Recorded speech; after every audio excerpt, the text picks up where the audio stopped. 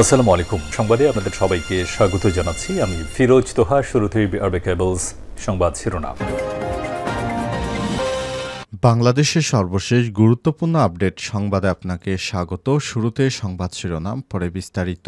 শুরুতেই জানাবো, নিষিদ্ধ ছাত্রলীগের মিছিলে নেতৃত্ব দেন দুর্ধর্ষ ক্যাডার তাহমিদ। সিলেটে নিষিদ্ধ ছাত্রলীগের মিছিলের নেতৃত্বদানকারীর পরিচয় মিলেছে। তার নাম জাহিদুল হক তাহমিদ, 34। সিলেট বিয়ানীবাজার উপজেলা ছাত্রলীগের সর্বশেষ বিলুপ্ত কমিটির সাধারণ সম্পাদক ও চিনি ছিনতাইকারী পলাতক মামলার প্রধান আসামি ও হত্যাসহ 5 মামলার এজাহারভুক্ত দুর্ধর্ষ সন্ত্রাসী তাহমিদ।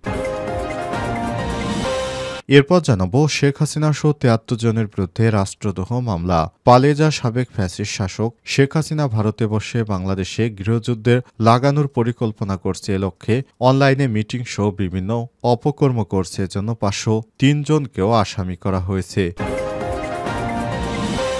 এদিকে ঈদে কোটি পরিবার পাচ্ছে 10 কেজি করে চাল উপহার। পবিত্র রমজানে নিম্ন আয়ের মানুষের জন্য ট্রাক সেলের মাধ্যমে টিসিবির পণ্য বিক্রি কার্যক্রম বৃহস্পতিবার শেষ হয়েছে। ঈদের পর নতুন করে ট্রাক সেল চালু হবে কিনা এ বিষয়ে কোনো তথ্য জানাতে পারেনি trading corporation of Bangladesh, TCB. এবারে জানাবো, চাঁদাবাজি কোনোভাবেই বরদাস্ত করা হবে না বললেন আসিফ মাহমুদ। অন্তর্বর্তীকালীন সরকারে স্থানীয় সরকার ও পল্লী উন্নয়ন ও সমবায় মন্ত্রণালয়ের উপদেষ্টা আসিফ মাহমুদ সজীব ভুঁইয়া বলেছেন, জুলাই অভ্যুত্থান 2024 পরবর্তী সময় ফ্যাসিস্ট আমলে জন্ম নেওয়া চাঁদাবাজির রীতিনীতি কোনোভাবেই বরদাস্ত করা হবে না। বোনাস পায়নি 2000-এর বেশি শিল্প কলকারখানার শ্রমিকরা।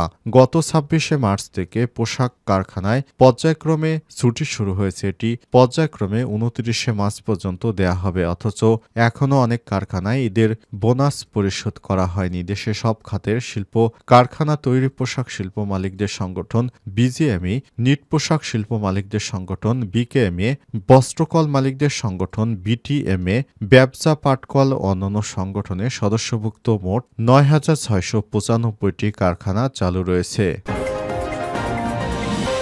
এবং সর্বশেষ জানাবো, চীন বাংলাদেশ সম্পর্ক আরও গভীর হবে বললেন প্রধান উপদেষ্টা। চীন ও বাংলাদেশের তাদের দ্বিপক্ষীয় সম্পর্ক আরও গভীর করার সিদ্ধান্ত নিয়েছে বলে জানিয়েছেন প্রধান উপদেষ্টা প্রফেসর ডক্টর মোহাম্মদ ইউনূস। আজ চীনের সম্মেলনে বক্তৃতা শেষে প্রধান উপদেষ্টা চীনের এক গুরুত্বপূর্ণ ব্যক্তির সঙ্গে বৈঠকের পরে সব কথা জানিয়েছেন। প্রিয় দর্শক, এতক্ষণ শুনছিলেন সংবাদ শিরোনাম, এবারে বিস্তারিত।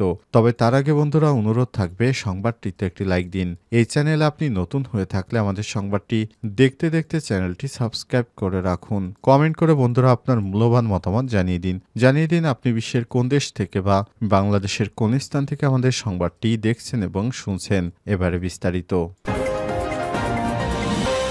সিলেটে নিষিদ্ধ ছাত্রলীগের মিছিলে নেতৃত্ব দেন দুর্ধর্ষ ক্যাডার তাহমিদ। সিলেটের নিষিদ্ধ ছাত্রলীগের মিছিলে নেতৃত্ব দানকারীর পরিচয় মিলেছে। তার নাম জাহিদুল হক তাহমিদ, 34। সিলেট বিয়ানীবাজার উপজেলা ছাত্রলীগের সর্বশেষ বিলুপ্ত কমিটির সাধারণ সম্পাদক ও চিনি ছিনতাইকারী মামলার পলাতক আসামি এবং হত্যাসহ 5 মামলার এজাহারভুক্ত দুর্ধর্ষ সন্ত্রাসী তাহমিদ। বিয়ানীবাজার থানা পুলিশের মোস্ট ওয়ান্টেড আসামি তাহমিদ সিলেট জেলা আওয়ামী লীগের পলাতক সাধারণ সম্পাদক রাহেল সিরাজের বলয়ের অনুসারী, কিন্তু তিনি নগরীতে আত্মগোপনে থেকে লন্ডনে পলাতক বরখাস্তকৃত মেয়র আনারুজ্জামানের নির্দেশে মাঝে মধ্যেই জঙ্গি মিছিল বের করেন। বিয়ানীবাজারের সাবেক উপজেলা চেয়ারম্যান পল্লবের ক্যাডার হিসেবে পরিচিত তাহমিদ। সূত্র থেকে জানা গেছে, পলাতক অবস্থায় নিষিদ্ধ ছাত্রলীগের ক্যাডার তাহমিদ সামাজিক যোগাযোগ মাধ্যম ফেসবুকে গুজব ছড়াতে বেশ সক্রিয়। মঙ্গলবার ভোর রাতে সিলেট নগরীতে তার নেতৃত্বে 2 থেকে 3 মিনিটের এক ঝটিকা মিছিল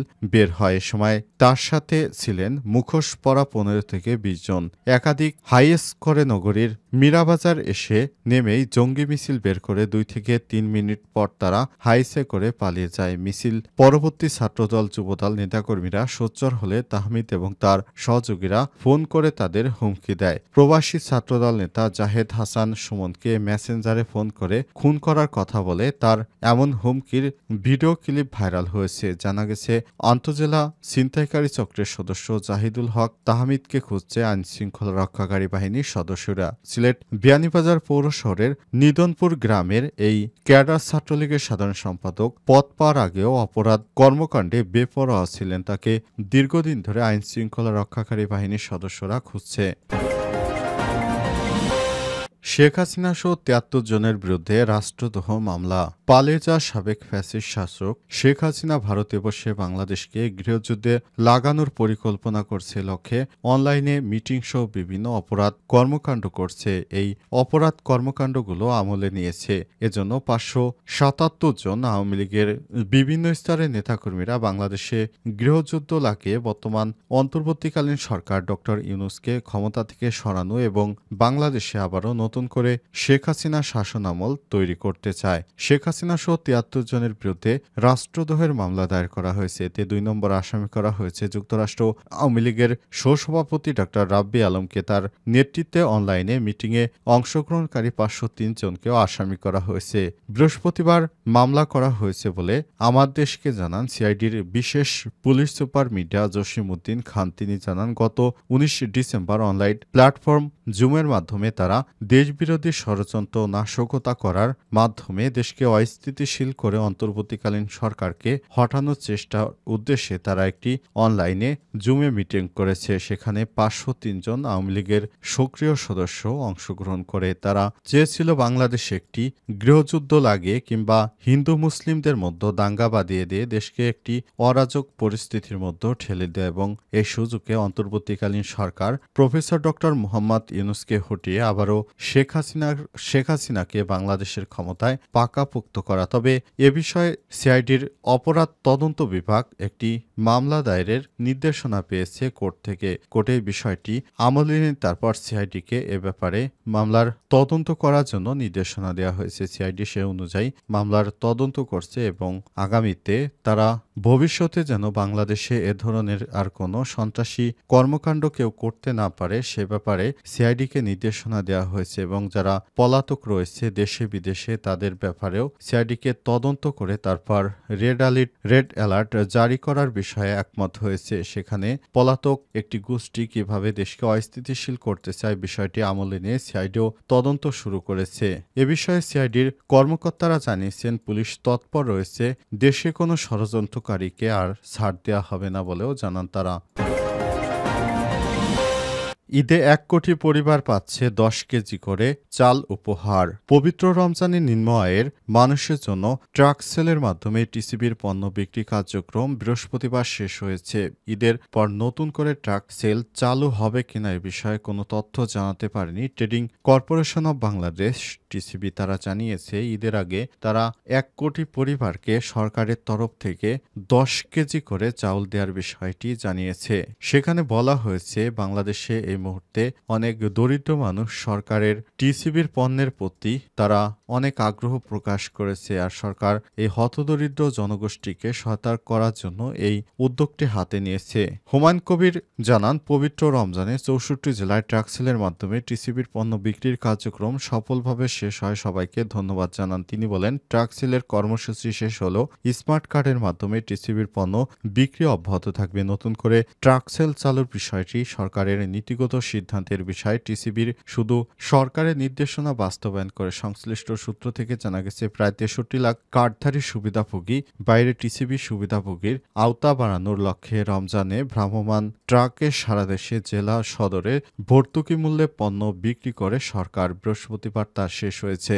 রাজশাহীর বিভিন্ন এলাকায় ৫০, চট্টগ্রামে ২০, অন্যান্য বিভাগীয় শহরগুলোতে ১০ এবং ৫৬ জেলা শহরে ৫টি করে ভ্রাম্যমাণ ট্রাকে পণ্য বিক্রি করে টিসিবি। প্রতিটি ট্রাকে ৪০০ জনের পণ্য, সেই হিসেবে প্রতিদিন ৪১০টি ভ্রাম্যমাণ ট্রাকে করে ১,৬৪,০০০ মানুষের কাছে ভর্তুকি মূল্যে পণ্য বিক্রি করে টিসিবি। জুলাই বিপ্লবের পর অন্তর্বর্তীকালীন সরকার গঠনের পর নিত্যপণ্যের দাম অস্বাভাবিক বেড়ে যায়। গত ২৪ অক্টোবর থেকে ঢাকা মহানগরের ৫০টি ও চট্টগ্রাম মহানগরের ২০টি স্থানে ট্রাকের মাধ্যমে পণ্য বিক্রি কার্যক্রম শুরু করে টিসিবি। চাঁদাবাজি কোনোভাবেই বরদাস্ত করা হবে না বললেন আসিফ মাহমুদ। অন্তর্বর্তীকালীন সরকারের পল্লী উন্নয়ন ও সমবায় মন্ত্রণালয়ের উপদেষ্টা আসিফ মাহমুদ সজীব ভুঁইয়া বলেছেন, জুলাই অভ্যুত্থান ২৪ পরবর্তী বাংলাদেশে আর কোনো ফ্যাসিবাদ যেন মাথাচাড়া দিয়ে উঠতে না পারে সে ব্যাপারে কাজ করছে অন্তর্বর্তীকালীন সরকার। দেশে এক শ্রেণীর মানুষ নতুন করে গজিয়েছে যারা বিভিন্ন স্থানে চাঁদাবাজি শুরু করেছে। একটি মহলের নির্দেশেই তারা এই চাঁদাবাজি অপকর্ম করছে বলে জানান তিনি। এ সময় তিনি বলেছেন, ২৪-এর অভ্যুত্থানে নেতৃত্ব দেয়া শিক্ষার্থী জনতার হাত ধরে নতুন বাংলাদেশে আমরা কোনো চাঁদাবাজকে বরদাস্ত করব না। এ সময় তিনি হুঁশিয়ারি দিয়ে বলেছেন, বাংলাদেশে কোনো চাঁদাবাজির ঠাঁই হবে না। সুতরাং যারা চাঁদাবাজির সঙ্গে সম্পৃক্ত তাদেরকে অবশ্যই আইনের আওতায় নিয়ে আসা হবে। যারা চাঁদাবাজি করে তাদেরকে আইন শৃঙ্খলা রক্ষাকারী বাহিনীর হাতে ধরিয়ে দেওয়ার জন্য আহ্বান জানিয়েছেন উপদেষ্টা আসিফ মাহমুদ সজীব ভুঁইয়া। তিনি বলেছেন, বাংলাদেশে নতুন করে আর কেউ চাঁদাবাজি করতে পারবে না। সেজন্য বর্তমান আইন শৃঙ্খলা রক্ষাকারী বাহিনীকে নির্দেশনা দেওয়া হয়েছে, তারা চাঁদাবাজকে এখন থেকে গ্রেপ্তার করবে। কেউ যেন চাঁদাবাজি করে সাধারণ মানুষকে জিম্মি করতে না পারে সে ব্যাপারটি অন্তত সূক্ষ্মভাবে দেখাশোনা করছে অন্তর্বর্তীকালীন সরকার।